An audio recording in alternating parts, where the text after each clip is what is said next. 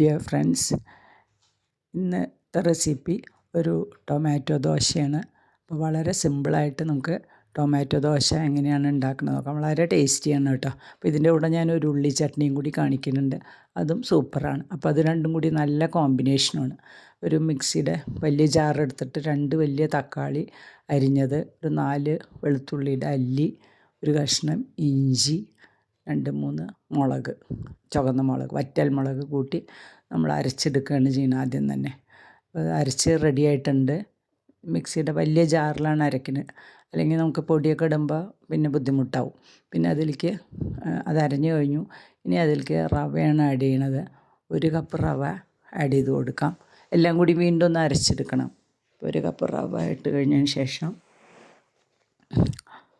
പിന്നെ എടുക്കുന്നത് ഗോതമ്പപ്പൊടിയാണ്. ഒരു 1/4 കപ്പ്, നമ്മളെടുത്ത അതേ കപ്പിൽ തന്നെ 1/4 കപ്പ് ഗോതമ്പപ്പൊടിയും കൂടി എടുക്കുക. എന്നിട്ട് അതും കൂടി ആഡ് ചെയ്തിട്ട് ആവശ്യത്തിന് വെള്ളം ഒഴിച്ചിട്ട് നമുക്ക് അരച്ചെടുക്കാം. ഒന്നും കൂടെ അരക്കുക വെച്ചാൽ ജസ്റ്റ് ഒന്ന് അരച്ചാൽ മതി. നല്ലോണം അരയണമെന്നില്ല, മിനുസമായിട്ട് അരയേണ്ട കാര്യമില്ല. റവ കുറച്ച് ക്രിസ്പി ആയിട്ടിരിക്കണം. ഇത് വറക്കാത്ത റവയാണ് ഞാനിവിടെ എടുത്തിരിക്കുന്നത്. അപ്പോൾ അതിലേക്ക് ആവശ്യത്തിനുള്ള വെള്ളം ഒഴിച്ചിട്ട് ജസ്റ്റ് ഒന്ന് അരച്ചെടുത്തിട്ട് വരാം. അപ്പോൾ നമ്മളുടെ അരച്ചത് റെഡി ആയിട്ടുണ്ട്. ഇനി നമുക്ക് ഇതൊന്ന് വേറെ പാത്രത്തിലേക്ക് മാറ്റി വയ്ക്കണം. അപ്പോൾ കണ്ട കൺസിസ്റ്റൻസി ഇങ്ങനെ ഇരിക്കുന്നത്. വെള്ളം നമുക്ക് ആവശ്യത്തിന് ആഡ് ചെയ്യണം കേട്ടോ, ദോശ ഉണ്ടാക്കാനാണല്ലോ. നമുക്ക് വെള്ളം ഇനിയിപ്പോൾ മിക്സിയൊക്കെ കഴുകി ആ വെള്ളമൊക്കെ അതിലേക്ക് ഒഴിക്കുമ്പോൾ വെള്ളം കറക്റ്റായിരിക്കും. ഞാൻ വേറൊരു പാത്രത്തിലേക്ക് ഒഴിച്ച് വെക്കുകയാണ്. ഇനി മിക്സി കഴുകിയിട്ടുള്ള അവസാനം ലാസ്റ്റ് കഴുകിയിട്ട് ആ വെള്ളം കൂടി ഇതിലേക്ക് ചേർക്കുമ്പോൾ കറക്റ്റായിരിക്കും. ദോശയുടെ മാവിൻ്റെ കറക്റ്റ് കൺസിസ്റ്റൻസി ആവും. കണ്ടോ? അപ്പോൾ ദോശ മാവിൻ്റെ കറക്റ്റ് കൺസിസ്റ്റൻസി ആയി വന്നിട്ടുണ്ട്. ഇനി നമുക്ക് ഇതൊന്ന് അവിടെ അടച്ച് വെക്കണം കുറച്ച് നേരം, 10-15 മിനിറ്റ് അവിടെ അതൊന്ന് സെറ്റാവാൻ വേണ്ടി മാറ്റി വെക്കണം. നമുക്ക് ഇത് കൺസിസ്റ്റൻസിയൊക്കെ കറക്റ്റാണ്. വെള്ളം ഇനി ചേർത്തേണ്ട കാര്യമില്ല. അടച്ച് മാറ്റി വെക്കാം. ഇനി നമുക്ക് ഉള്ളി ചട്നി ഉണ്ടാക്കാനുള്ള കാര്യങ്ങൾ എന്തൊക്കെയാണെന്ന് നോക്കാം. അപ്പോൾ ഒരു പാൻ അടുപ്പത്ത് വെച്ചിട്ടുണ്ട്. പാൻ ചൂടായി വരുമ്പോൾ അതിലേക്ക് ആവശ്യത്തിനുള്ള വെളിച്ചെണ്ണ ഒഴിച്ചു കൊടുക്കുക. ഇവിടെ സബോള തന്നെയാണ് എടുത്തിരിക്കുന്നത്. ചെറിയ ഉള്ളിൻ്റെയും കുറച്ച് ചെറിയ ഉള്ളിയും കൂടി ആഡ് ചെയ്ത് കൊടുക്കാം. അപ്പോൾ 2 സബോള അരിഞ്ഞത്, പിന്നെ വെളുത്തുള്ളി ഒരു 10 അല്ലി എടുത്തിട്ടുണ്ട്.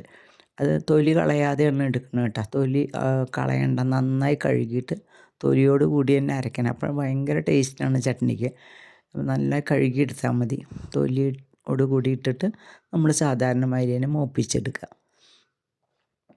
മുളകൊക്കെ നമ്മുടെ ആവശ്യാനുസരണം ആഡ് ചെയ്യാവുന്നതാണ്. ഞാൻ കുറച്ച് മുളക് ഇട്ടിട്ടുള്ളൂ. എരിവ് വളരെ കുറച്ച് മതി എന്ന് വിചാരിച്ചിട്ട്. എരിവിനനുസരിച്ച് ഓരോരുത്തരും അവരവർക്കനുസരിച്ച് ആവശ്യത്തിനുള്ള മുളക് ആഡ് ചെയ്ത് കൊടുക്കാവുന്നതാണ്. നല്ലോണം മൂപ്പിച്ചെടുക്കുക. കുറച്ച് കഴിയുമ്പോൾ ഞാൻ സ്വല്പം മുളക് പൊടിയും കൂടെ ചേർത്തിട്ടുണ്ട്. പിന്നെ കറിവേപ്പില ധാരാളം ഇട്ട് കൊടുക്കണം, എന്നാലേ ആ ചട്നിക്ക് നല്ല ടേസ്റ്റ് കിട്ടും. അപ്പോൾ ഞാൻ കറിവേപ്പില നന്നായിട്ട് ഇട്ട് കൊടുക്കുന്നുണ്ട്. അവൈലബിൾ ആണെങ്കിൽ കേട്ടോ. ഇനി കുറവാണെങ്കിൽ അതിനനുസരിച്ച് നമുക്ക് ആഡ് ചെയ്ത് കൊടുക്കാം. അപ്പോൾ കറിവേപ്പില നന്നായിട്ട് കൊടുത്തിട്ടുണ്ട്. ഇനി നന്നായിട്ടൊന്ന് മൂത്ത് വരുന്ന സമയത്ത് സ്വല്പം മുളക് പൊടിയാണ് ചേർക്കുന്നത്.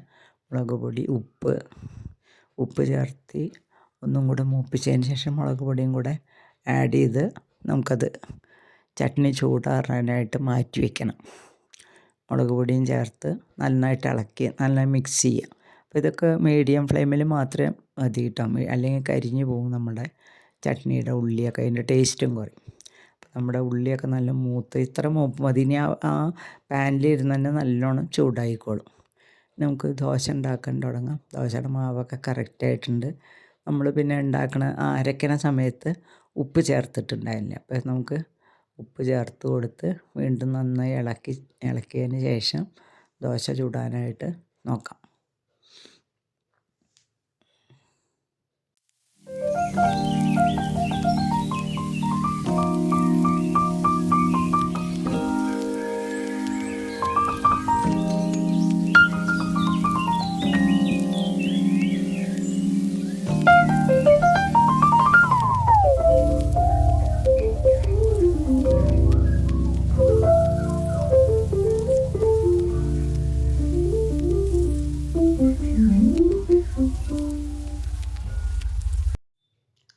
ദോശ ഒന്ന് മൂത്ത് വരുന്ന സമയത്ത് നമുക്ക് സ്വല്പം വെളിച്ചെണ്ണയോ നെയ്യോ എന്താ വേണ്ടതെന്ന് വെച്ചാൽ കുറച്ച് ഒഴിച്ച് കൊടുക്കുക. ഞാനിവിടെ വെളിച്ചെണ്ണ തന്നെയാണ് ഒഴിച്ച് കൊടുക്കുന്നത്. ഇനി അത് മൂത്ത് കഴിയുമ്പോൾ നമുക്കൊന്ന് തിരിച്ചിട്ട് കൊടുക്കാം. പിന്നെ നമ്മൾ ദോശ ചുട്ടെടുത്ത് കഴിഞ്ഞാൽ ബാക്കിയുള്ള മാവും കൂടെ അതേമാതിരി തന്നെ ചുട്ടെടുക്കാവുന്നതാണ്. നമ്മുടെ ദോശ ഇവിടെ റെഡി ആയിക്കണം. നല്ല സൂപ്പർ ടേസ്റ്റി ദോശയാണ് കേട്ടോ, ഒരു വെറൈറ്റി ദോശയാണ്. രാവിലെ ഇപ്പോൾ നമ്മൾ അരിയൊന്നും വെള്ളത്തിലിട്ടിട്ടില്ലെങ്കിലും റവ കയ്യിലിരിപ്പുണ്ടെങ്കിൽ പെട്ടെന്ന് തന്നെ വളരെ പെട്ടെന്ന് നമുക്ക് ഉണ്ടാക്കിയെടുക്കാവുന്നതാണ്. എന്നാൽ ഒരു കുട്ടികൾക്കൊരു ചേഞ്ചും ആവുമല്ലോ, ഒരു വെറൈറ്റി ഉണ്ട്, നല്ല ടേസ്റ്റാണ്. അതിന് ഉള്ളി ചട്നി കൂട്ടിയാൽ വളരെ നല്ല ടേസ്റ്റ് കിട്ടും. ഞാനതുകൊണ്ടാണ് ഉള്ളി ചട്നിയുടെ റെസിപ്പിയും കൂടെ അതിൻ്റെ കൂടെ കാണിക്കാമെന്ന് വിചാരിച്ചത് കേട്ടോ. അപ്പോൾ അതാ നമ്മുടെ ദോശ റെഡി ആയിട്ടുണ്ട്. ബാക്കി ദോശകളൊക്കെ ചുടുന്ന ഞാൻ കാണിക്കുന്നില്ല. അപ്പോൾ അതാ ദോശ ചുട്ടെടുത്തിട്ടുണ്ട്. ഇനി നമുക്ക് ചട്നി നമ്മൾ മാറ്റി വെച്ചിട്ടുണ്ടല്ലോ, നല്ല ചൂടാറി കഴിഞ്ഞിട്ടുണ്ട്. അപ്പോൾ അതൊന്ന് അരച്ചെടുത്താൽ നമ്മുടെ ദോശയും ഇന്നത്തെ ഉള്ളി ചട്നിയും ബ്രേക്ക്ഫാസ്റ്റിനുള്ള റെഡി ആയി കഴിഞ്ഞു. വളരെ ടേസ്റ്റിയാണ്, വളരെ സിമ്പിളുമാണ്. അപ്പോൾ എല്ലാവരും ഒന്ന് ട്രൈ ചെയ്ത് നോക്കണം കേട്ടോ. നല്ല ഈ തക്കാളി ദോശ വളരെ ടേസ്റ്റാണ്. അപ്പോൾ നമ്മുടെ ഉള്ളിയൊക്കെ എടുത്ത് ചെറിയ മിക്സിയുടെ ബൗളിലേക്ക് ഇട്ടിട്ട് മിക്സിയുടെ ചെറിയ ബൗളിലിട്ട് അരച്ചെടുക്കുകയാണ്.